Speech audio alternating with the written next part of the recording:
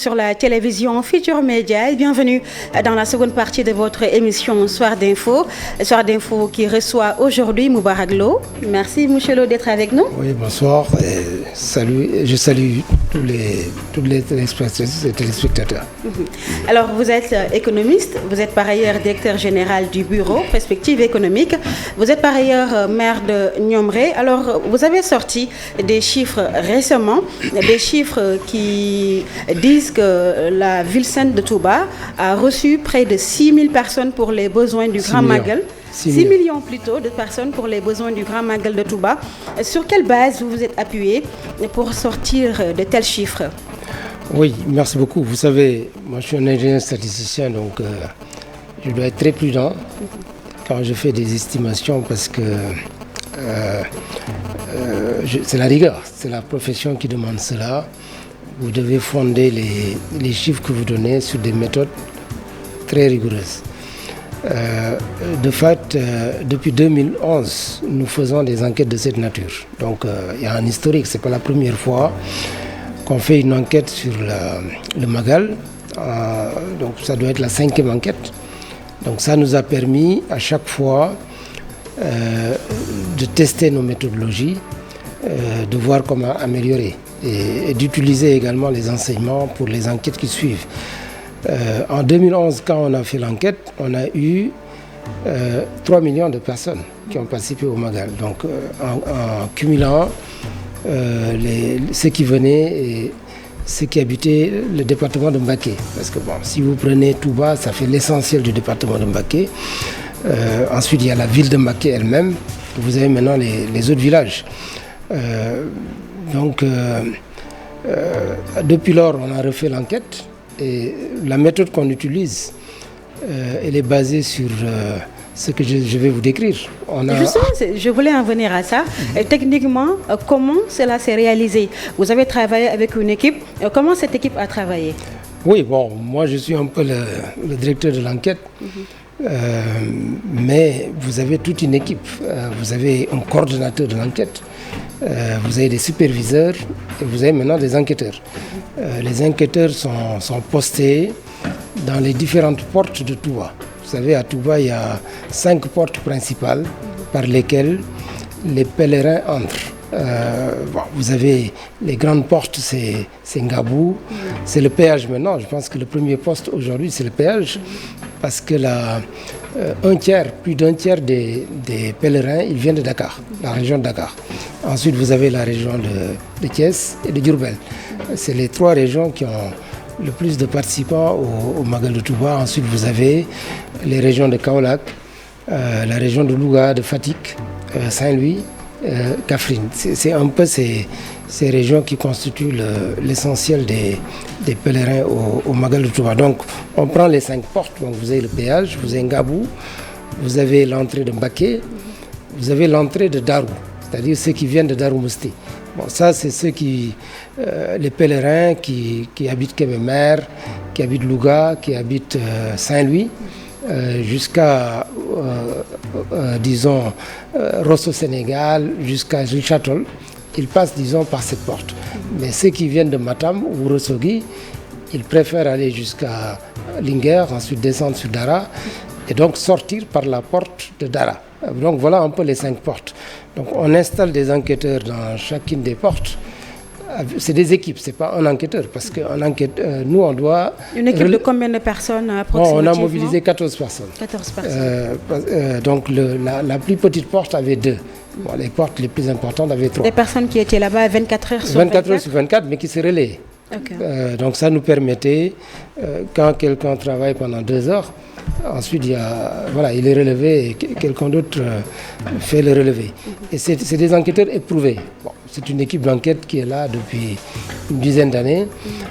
Donc on a formé, confirmé, testé, etc. Donc c'est vraiment des enquêteurs chevronnés qui sont très, très rigoureux parce qu'ils savent comment on travaille. Et on a aussi un système qui nous permet d'avoir des résultats immédiats. Bon, certains se sont demandé comment on peut sortir les résultats le même jour que le Magal.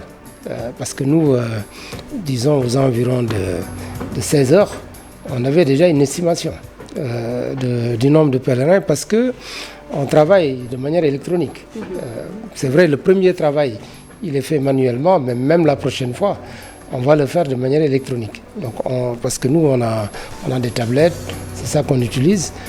Et on a un logiciel aussi qui nous permet de faire le relevé automatique. Okay. Moi-même, à partir de mon portable, je peux voir tout ce qui se passe aujourd'hui sur le terrain. D'accord. Je peux voir enquêteur par enquêteur. Alors, j'ai envie de savoir, vous l'avez réalisé sur fonds propres ou bien comment vous l'avez réalisé financièrement? Bon, disons, moi-même, c'est un travail que je fais depuis plusieurs années. Et donc, je suis directeur général du bureau de prospective économique. Donc, je l'ai réalisé, disons, avec le fonds d'enquête que je gère au niveau de ce bureau. D'accord. On a entendu parce que c'est une mission de service public. Okay. Parce que c'est important pour l'État de savoir ce qui sort, les participants au Magal, parce que ça nous permettra de planifier demain les besoins en eau, les besoins en assainissement. Justement, en parlant de planification, nous savons que Touba a un réel problème d'assainissement. Et aujourd'hui, nous parlons de record, avec près de 6 millions de personnes. Comment faire pour adapter ces personnes par rapport aux besoins de la ville qui ne cesse de grandir? Oui, vous savez, c'est pourquoi c'est important de connaître les chiffres exacts, parce que aujourd'hui, la ville de Touba grandit. On parle de 2 millions de personnes. Bon, c'est un chiffre qui n'est pas encore officiel. Le chiffre qu'on a, autour de 1 269 000. Avec près de 100 000 ou 150 000 naissances. Oui, moi c'est le chiffre que j'ai utilisé d'ailleurs pour l'enquête, 1 269 000. Je n'ai pas utilisé le chiffre de 2 millions pour la population du département de Mbacké. Donc c'est peut-être le département qui croît le plus vite au Sénégal. Parce que vous avez beaucoup de personnes qui souhaitent habiter Touba. Et si le chiffre d'augmentation des naissances, on parle de 11%. En enlevant les décès, si on envisageait, disons, un taux de croissance de 10% de la population, ça vous ferait tous les... Parce que si ça croît de 7%, ça double tous les 10 ans. Et donc si ça augmente de 10%, vous imaginez que tous les 7 ans pratiquement, vous doublez le nombre de la population de Touba. Ce qui est extrêmement important parce que ça veut dire que les 2 millions que vous avez aujourd'hui, vous allez passer à 4 millions dans 7 ans. Ensuite, vous allez passer à 8 millions. Ça veut dire que d'ici 15 ans, Touba va dépasser la région de Dakar. Mais ça va être la première région du pays. Est-ce que la ville aura cette capacité de supporter toutes ces personnes qui vont venir chaque année pour les besoins du Magal? Bon, de toute façon, les gens s'adaptent. Il y a de l'espace. Je pense que la ville va s'agrandir. Donc, il faut qu'on fasse des lotissements. Mais il est clair que... Moi-même, je suis un maire. Parce que les lotissements, c'est du ressort du maire. Ce qu'on appelle les alignements. C'est du ressort du maire en relation avec les services de l'urbanisme et du cadastre. Mais Touba, c'est devenu une grande métropole qui exige que l'État s'en approprie. C'est-à-dire qu'il faut qu'on ait, ce que j'ai proposé d'ailleurs depuis 2011, la création d'une agence nationale d'aménagement et de développement de Touba métropolitaine. C'est important de mettre en place une agence de cette nature, logée à Touba, qui pourra coordonner la planification, l'aménagement, tout ce qui a lieu de faire concernant Touba. Cet agent n'est pas chargé d'exécuter, parce qu'on a des agences d'exécution comme la Sénélec pour l'électricité, la SONES pour l'eau, l'ONAS pour l'assainissement, etc. et l'AGEROUTE pour les routes. Mais cette agence pourra assurer la coordination et faire aussi des planifications sur le long terme avec des programmes aussi sur le moyen terme. Et tout cela sera intégré dans les programmes publics. Et le gouverneur au niveau local maintenant pourra animer le travail de suivi et de mise en œuvre. Je pense qu'il faut qu'on relève un peu les débats, parce qu'aujourd'hui, la seule chose qu'on connaît, c'est qu'il y a un CRD spécial qui s'est fait. Un prélude au Magal. Ouais, mais c'est pas suffisant. Moi, je pense qu'il faut une vraie agence qui, mais de quand manière vous parlez permanente... de développement de la population, la démographie, avec les prévisions que vous avez eu à réaliser, est-ce qu'il y a eu des craintes par rapport à l'approvisionnement en eau dans la ville sainte? Nous savons tous que le problème qui a été évoqué durant le Magal, le problème d'eau a été récurrent. Bon, il y a un double problème concernant l'eau et les inondations. Non, même sur l'eau. Donc il y a un triple problème. Le premier problème, c'est l'accès à l'eau. L'essentiel, c'est que ce soit une eau propre. Au Sénégal, par exemple, nous avons quasiment atteint l'universalisme, c'est-à-dire l'accès universel. Pratiquement tous les Sénégalais peuvent accéder à de l'eau, de même que Touba. Mais au moment du Magal, vous avez un afflux, vous avez un déplacement de 2/3, disons, de la population qui est présente à Touba. Donc le tiers est sur place, mais les 2/3, c'est des gens qui viennent s'ajouter. Et les installations qui sont sur place n'étaient pas faites pour accueillir ces 2/3. Voilà, c'est 6 millions, parce qu'on ne connaissait pas le chiffre. C'est pourquoi c'est important d'avoir des évidences. Vous savez, on ne peut pas gérer ce qu'on ne planifie pas, ce qu'on ne connaît pas aussi, ce qu'on ne mesure pas. Et donc il faut commencer par faire la mesure. Aujourd'hui, l'urgence absolue, c'est de connaître parfaitement la population de Touba, c'est de connaître parfaitement le nombre de participants au Magal. À partir de là, maintenant, vous pouvez faire des projections et ensuite programmer la mise en œuvre et exécuter avec efficacité. Aujourd'hui, on n'a pas cette connaissance parfaite de la situation sur le terrain. C'est ça qui crée les déficits. Parce que l'État fait beaucoup d'efforts. Malgré tout, on n'arrive pas au but parce qu'effectivement, on n'a pas assez bien planifié, on n'a pas assez bien mesuré la cible au départ. Donc il fallait atteindre. Ça, c'est le premier problème concernant l'eau. Le deuxième problème, c'est que vous pouvez avoir une eau propre, mais qui n'est pas douce. Touba fait partie des villes du Sénégal qui ne bénéficient pas d'eau douce. Bon, il y a Kaolack dans cette situation, une partie de Fatick. Si vous allez dans les îles de Fatick, vous allez aussi dans les îles de Casamance. Moi, j'ai visité des îles dans la région de Ziguinchor. Il n'y avait pas de l'eau douce. Vous venez dans la région de Louga, même moi dans la commune dont je suis maire, vous avez 1/3 du territoire de la commune où il n'y a pas d'eau douce. Donc, on boit de l'eau propre, mais elle n'est pas douce. Donc, c'est important que l'État travaille pour que, moi je dirais, dans les 5 prochaines années, tous les Sénégalais aient accès à de l'eau douce. Parce que ça, c'est un droit minimum. Il faut en faire une urgence nationale pour que d'ici 5 ans, tous les Sénégalais aient de l'eau douce, y compris à Touba. Ça pose la problématique de comment faire en sorte que l'eau arrive à Touba, mais une eau douce. On parle du lac de Guerre et des extensions qui peuvent être menées. Le troisième point, c'est l'eau des inondations. Bon, là, à la limite, ça n'a aucun rapport avec le nombre de pèlerins. En fait, c'est lié à la disposition des maisons, au réseau d'assainissement, mais également au type de sol. Parce que bon, il y a certains sols comme le sol qu'on a chez nous au Ndiambour. Nous, on a du sol d'or. Donc quand l'eau vient, dès le lendemain, c'est absorbé par le sol. Bon, il y a d'autres sols qui sont plutôt argileux, qui peuvent retenir l'eau. C'est pourquoi c'est très important d'ailleurs de planifier les aménagements urbains, parce que si vous ne le faites pas, les gens peuvent s'installer sur des sites qui ne sont pas appropriés. Ensuite, l'aménagement des rues, il y a tout ça qu'il faut revoir. Maintenant, l'État est en train de faire beaucoup d'efforts, je dois l'avouer. Mais Touba, c'est vraiment un cas spécial, dont il faut s'occuper aujourd'hui. Non seulement l'extension future de la ville, les aménagements, les axes routiers, comment faire pour que la circulation fonctionne. Je pense qu'on doit même pouvoir envisager des aménagements en hauteur.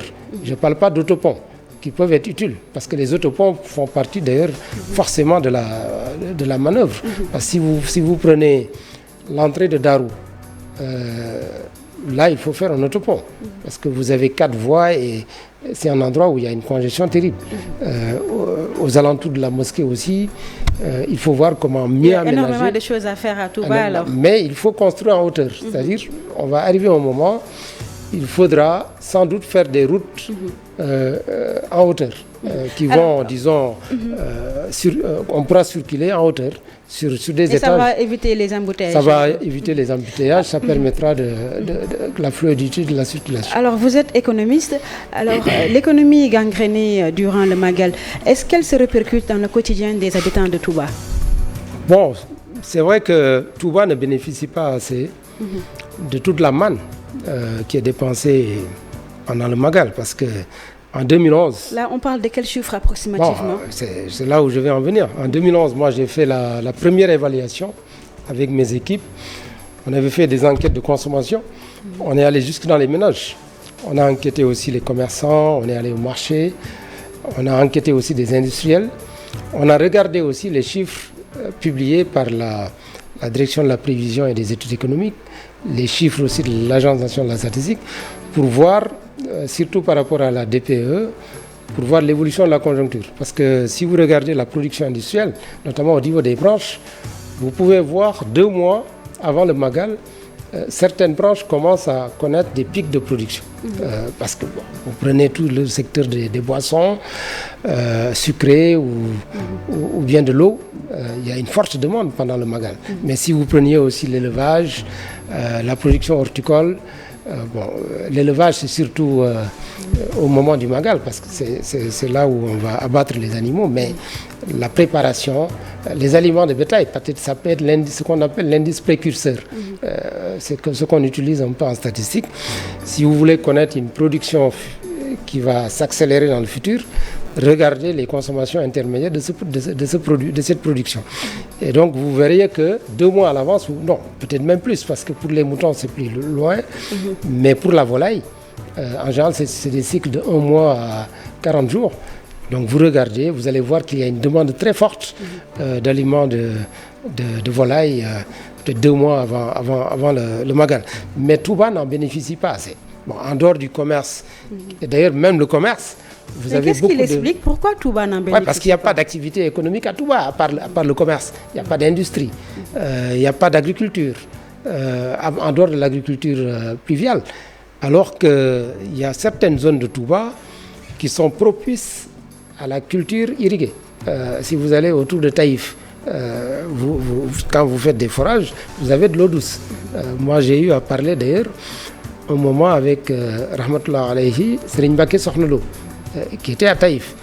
Je lui ai dit que c'est tout à fait possible de développer l'horticulture dans cette zone. D'ailleurs, il avait commencé. Ça, c'est des initiatives qu'il faut encourager. Même à l'entrée de Touba, du côté de Ngabou, il y a des poches où vous avez de l'eau douce. Parce que c'était des passages, disons, de rivières. Donc, il y a encore des possibilités. Donc, il faudrait peut-être que les services nationaux explorent toutes les possibilités de développer la production horticole. Ce qui fait que pendant le Magal, une bonne partie pourra provenir des environs de Touba. C'est valable pour l'élevage. Sur l'industrie, il faut forcément, je pense, faire une zone économique spéciale qui soit orientée vers le marché intérieur, mais également vers l'exportation. Ça permet vraiment de donner à Touba sa vocation de deuxième métropole du pays et de future première métropole du pays. Il faut qu'on ait dans ce bassin également des bassins d'activité. Il ne faut pas que ce soit simplement des villes dortoirs où il n'y a que le commerce à marché aux casses dans les rues. Il faut qu'il y ait toutes les activités. Ça permet d'ailleurs de fixer les populations et de freiner même l'émigration. Parce que le jour où vous allez créer des industries... très touchée aussi. Oui, bien sûr, si vous créez de l'industrie. Parce qu'à la limite, au Sénégal, la solution, c'est l'emploi. Mais c'est l'emploi salarié. Alors justement, avant de parler de votre candidature à la présidentielle, est-ce que vous allez mener cette étude pour les besoins du Gamou, par exemple à Tivaouane ou bien à Medina Baye? Bon, vous êtes très forte parce que justement, j'ai discuté avec mon équipe tout à l'heure parce que après avoir fait l'enquête à Touba, il y a une excellente idée qui nous est venue. On a décidé de tester ça pendant le Gamou. On va tester ça avec des tablettes. C'est-à-dire on n'aura plus besoin d'aller utiliser, disons, du papier pour faire les premiers calculs. On va immédiatement travailler à partir des tablettes. Ça permet d'être beaucoup plus précis encore et ce qui fait que chaque jour, même en soirée, on pourra connaître Vous allez le faire où? À Tivaouane, à Medina Baye? On peut faire les deux. Parce que nous, on a une équipe de 40 enquêteurs. On peut les déployer dans les deux sites. Nous parlons maintenant politique. Vous êtes candidat à la candidature pour l'élection présidentielle de 2024. Et qu'est-ce qui vous a poussé a déclaré votre candidature. Qu'est-ce que vous voulez apporter de nouveau sur le champ politique? Bon, vous savez, si je donne mon parcours, moi j'ai fait une école d'ingénieur en France. Après, j'ai fait l'Institut d'études politiques de Paris. Toute la classe politique française, pour l'essentiel jusqu'à récemment, sortaient, en tout cas ceux qui étaient les plus en vue, les Juppé, les Chirac, tous ont fait l'Institut d'études politiques, les Rocard. Et donc, Fabius, je peux en citer plusieurs, Hollande, donc beaucoup d'anciens présidents de la République. Ça veut dire qu'au niveau de l'expertise, moi j'ai été formé pour disons, gérer le service public. Ça, c'est mon métier. J'ai fait aussi l'École nationale d'administration, à Paris aussi. Et j'ai travaillé dans l'administration pendant près de 30 ans. Et donc, j'ai vraiment l'expérience nécessaire pour pouvoir permettre au Sénégal d'aller de l'avant. Parce que je sais exactement les programmes qu'il faut au Sénégal. Je sais aussi les limites, les forces et les faiblesses et ce qu'il faut améliorer pour aller vite. Maintenant, la politique a ses règles au Sénégal. Bon, à la limite, ce n'est pas toujours les meilleurs qui réussissent en politique. Mais si c'était dans les règles de l'art, des gens comme nous allaient émerger depuis longtemps. Parce qu'on les aurait propulsés. Je pense qu'il est temps aujourd'hui qu'on accélère la transformation du pays. Et donc, par A ou B, moi, je serai impliqué dans cette élection. Soit je vais y aller jusqu'au bout, c'est l'option que je privilégie. À défaut, je vais pouvoir créer des convergences avec un candidat sérieux, mais ce sera sur une base programmatique. Moi, je vais formuler mes idées. C'est un candidat de l'opposition ou du pouvoir? Bon, je ne pourrais pas aller avec mon opposant, parce que par souci de loyauté, moi je travaille avec le gouvernement actuellement. Si j'étais un opposant, je serais sorti depuis longtemps. Je ne peux pas travailler jusqu'au bout, ça c'est trop facile. Attendre quelques mois pour sortir, ce serait de l'irresponsabilité. En revanche, je peux travailler avec la société civile parce que moi-même, en étant directeur de cabinet adjoint du président de la République, je n'étais pas membre de la paire. Et personne ne me l'a demandé d'ailleurs. Donc j'ai toujours eu cette approche citoyenne de haut fonctionnaire qui fonctionne comme un militaire parce que moi j'ai un esprit de soldat au service de son peuple et qui travaille pour faire gagner le peuple. Et donc demain, soit j'y vais seul, mais si j'y vais, j'irai avec le Rassemblement des écologistes sénégalais. J'en ai discuté avec Mamadou Berté, nous avons trouvé un accord pour que si je dois présenter ma candidature, j'y aille avec les Verts du Rassemblement des écologistes sénégalais. Je peux aussi aller avec la société civile ou aller avec le candidat du pouvoir. Mais l'opposition est exclue. Bon, disons... Vous savez, je vous ai expliqué la raison, mais moi-même, si je me présente, je me présenterai avec mes idées, qui incluent d'ailleurs les idées de l'opposition, en tout cas les idées les plus réalistes et les plus responsables. Parce que je vais transcender un peu la vue partisane, parce que les problèmes du Sénégal, ce n'est pas un problème de l'opposition ou du pouvoir. C'est des problèmes des Sénégalais, et donc il faut régler ces problèmes. D'accord. Merci beaucoup, Moubarak Lo. Merci d'avoir répondu à notre invitation. Moubarak Lo, maire de Niomré. Je le rappelle, il est le président, le directeur général du bureau prospective économique. Moubarak Lo, économiste, qui a donc réalisé une étude sur le nombre de personnes qui ont été à Toubambaké. L'étude donc a révélé que près de 6 millions de personnes ont fait le déplacement dans la ville sainte pour les besoins du Magal. Merci d'avoir été avec nous. C'était Soir d'info. Bonne suite des programmes sur la télévision Futur Média. À très bientôt.